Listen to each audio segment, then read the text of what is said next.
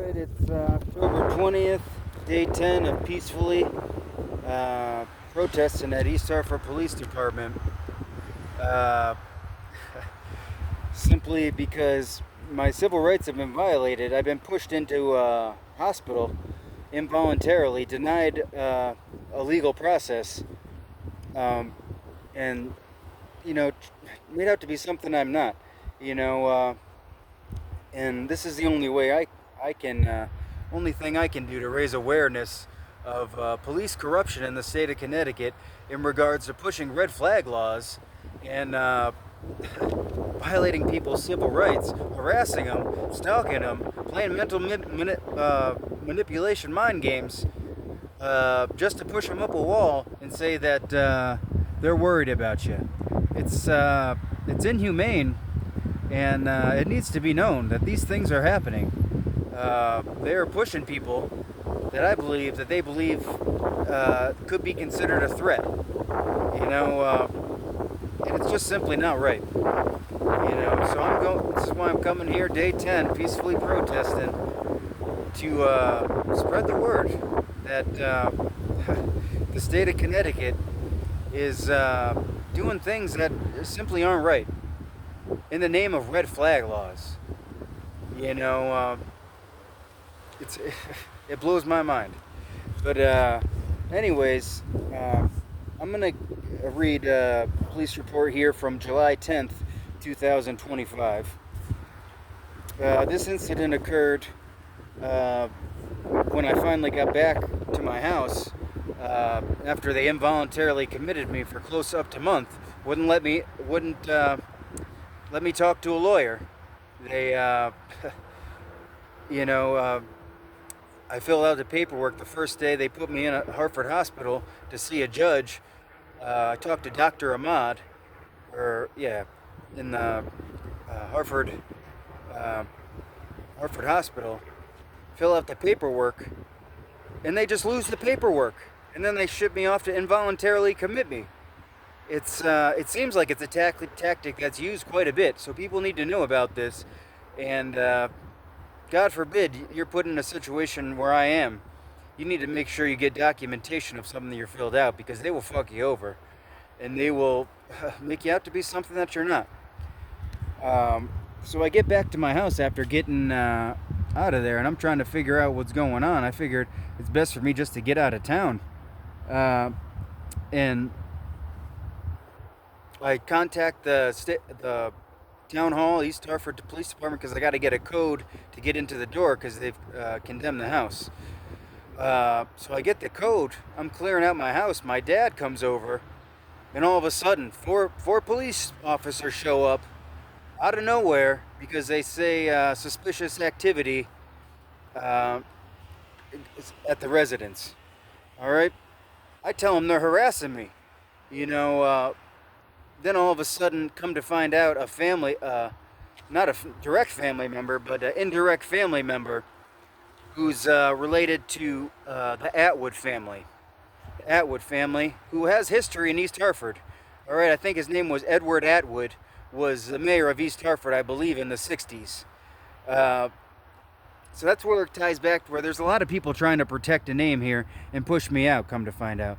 There's a Chris Atwood, who's related to Larry Atwood, and Barbara Atwood, my aunt, that is a dispatcher for Bristol Police Department. Come to find out, he has a female relative that's a police officer in the East Hartford Police Department. All right, she runs up after there's already four police officers at my house. Say, Chris sent me, and she tells these people to leave. She does that because I spray painted on my house once again that they violated my civil rights. So they were doing this to protect themselves and just get rid of the situation before it escalated to where I might have a little bit more of a case. So this is where it gets very interesting, because I leave. I pack up the truck. We leave. We head back to the house. We pass an officer on the way home. We didn't think anything of it. And then this is where this story picks up. All right. On the above date and time, I was dispatched to approximately 30 Murray Street on a report of two males at a previously condemned property and a piece of wood from a boarded up entryway being removed. False. They're making up stuff here. They're making up stuff simply to come to my house. I verified from my neighbors, Evelyn Purdy, and to the right of me, and to the left of me, Alan Olenberry, that the police were calling, seeing if I was home.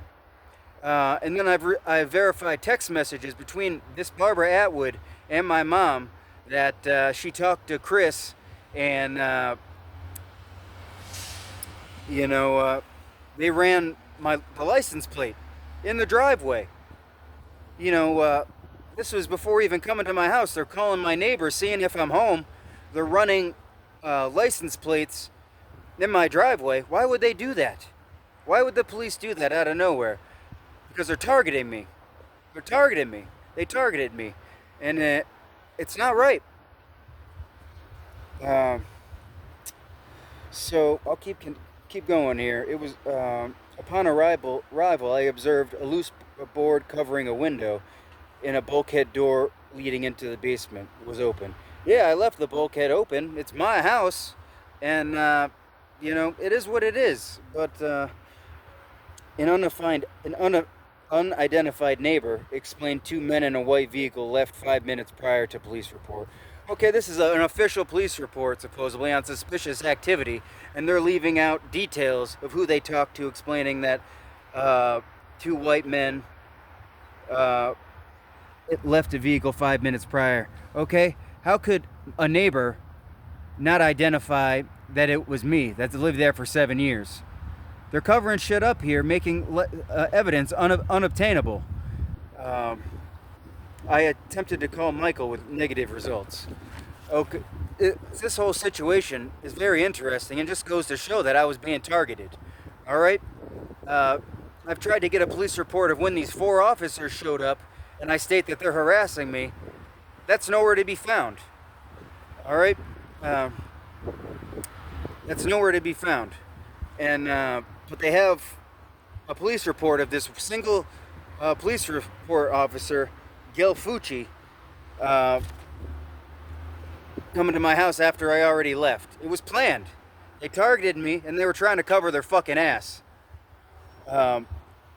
It also says in this police report that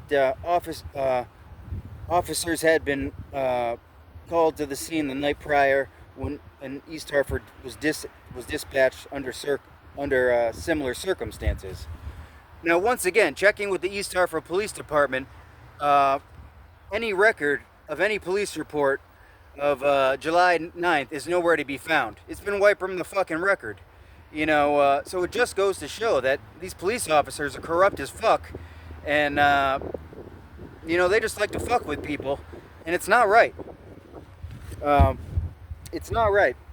I'm covering a lot of stuff here that will be continued as I come on the process about officers that are involved with the Enfield Police Department, the South Windsor Police Department, and how they falsified police documents. I just got back from the South Windsor Police Department talking to a supervisor there about Officer Hernando,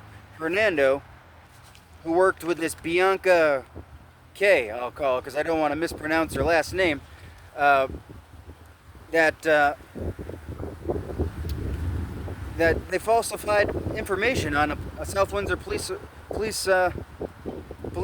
department record saying that I got arrested in Virginia for selling drugs, having drugs, and it's very interesting that this happened in January, and then they come to my house October 30th on this wellness check and bring dogs after they've already searched my house. It shows a little bit of intent here that they were either looking for something or, I believe, just playing mental manipulation mind games. It's not right. I'm finding a lot of connections here between officers of South Windsor, Connecticut, Enfield, in East Hartford, and it just goes to show, in a little town in Connecticut, how people can work together to make you out to be something that you're not, and to harass you, stalk you, and target you. All right, I live in East Hartford. I lived in East Hartford, pretty much right next to the South Windsor line. All right, I grew up in South Windsor. Uh, I worked in East Windsor, which is a town literally a couple miles away, a very short distance. And what borders that town? Enfield, Connecticut. Connecticut. They've been conspiring with all these towns. Uh, you know, to bring me down. And I'm not afraid to admit I bought into it, and they manipulated my mind, and they brainwashed me into. I'm not. It sounds crazy to say that, but I've been brainwashed into thinking that I was, something was going on, and it's just not right, and it is what it is at this point. But I'm going to spread my word about this police corruption so people know I can't fall victim to this in the future, because they're trying to gentrify East Hartford by means of Connor Martin, the mayor of East Hartford.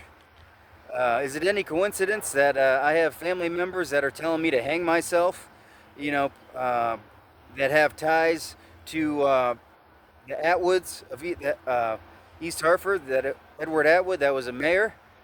I don't know, but all this circumstantial evidence is adding up to make me believe that they've ganged up on me for a reason, to push me out of town and make me to be something that I'm not, and to push me into a hospital, take away my rights to own a gun, and push this red flag law. It's ridiculous. It sounds crazy, but this has actually happened to me, and I need to spread my word that that the state of Connecticut is doing things that to push these red flag laws that are inhumane, unjust, and they're violating people's civil rights. So that's all I have for today. I protested for an hour. Come here, say my piece, and I'll leave peacefully. I'm not a threat to society. I never hurt anyone, and they've literally put me in positions to take advantage of me and make me out to be something that I'm not. It's not right. But signing off today. Have a great day, and till tomorrow. Thank you very much. Bye-bye.